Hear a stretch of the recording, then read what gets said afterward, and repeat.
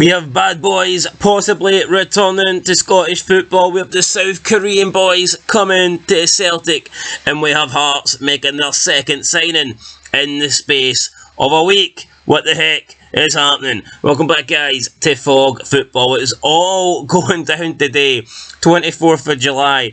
There wasn't that many transfers, but there's some very big ones and really big news over former Dundee United striker David Goodwillie, and that's where we're going to start today's video. So Glasgow United, I believe, have offered him a trial. He recently played the other day in a warm-up game, a friendly game, whatever. Maybe it was a training session, I'm not entirely sure, but he did have the kit on, he was playing, and again, this has caused controversy. Glasgow City Council have threatened Glasgow United that they will bar the club from using its training facilities if this indeed goes through and they do sign David Goodwillie. This has happened a lot in the past. Any club that even remotely shows interest in Goodwillie, there's a lot of backlash to it, and then the club normally part ways. However, Glasgow United FC have not done that. They've actually said that they're going to stand by David Goodwillie.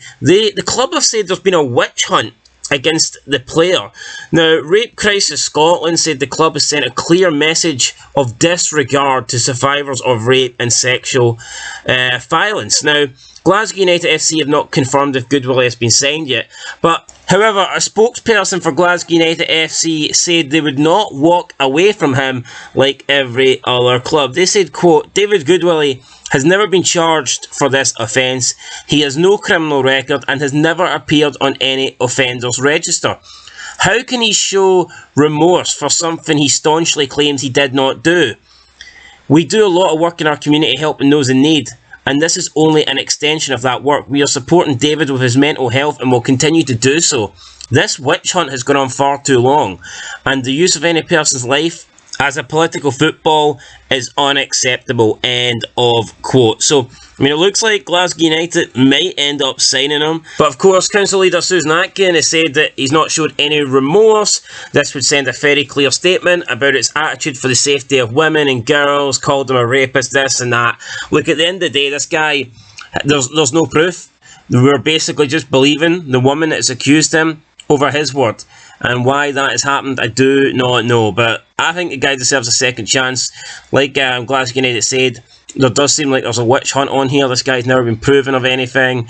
It seemed like a drunken night of sex, and all of a sudden he has been accused of rape for that. I totally don't get it. If she was too drunk to consent, then why wasn't he too drunk to consent? You know, it just doesn't make any sense.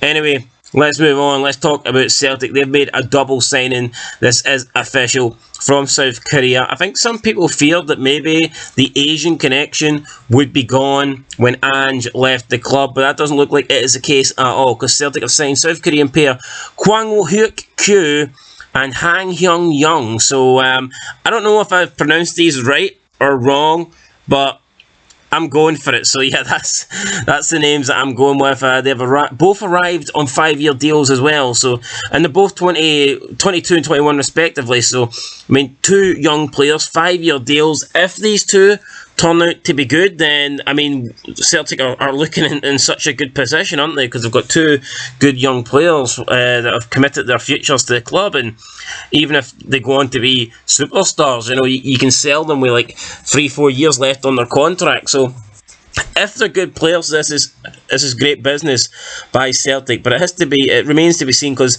O came in for South Korea, and I wouldn't say he's been bad, but he hasn't exactly blown anybody away. So yeah, I'll reserve my judgment until we see these two in action. And last but not least, guys, Hearts have made their third signing of the season. They've signed Frankie Kent from Peterborough for an undisclosed fee, 27-year-old Englishman. So be interesting to see how he does. Kent made 49 appearances last season as Peterborough finished 6th in England's third tier in League One. Hearts say they beat off stiff opposition for his signature. So We'll have to wait and see what happens. Kent used to play for Arsenal in the youth side, but he did get released by them. He wasn't good enough for Arsenal. Will he be good enough for Hearts? So we will find out. But anyway, guys, that's it. Celtic making a big double South Korean signing. David Goodwillie could potentially be playing again in Scottish football, and Hearts are beginning to sign players. Interesting day in Scottish football. Catch you in the next one. Till then, peace.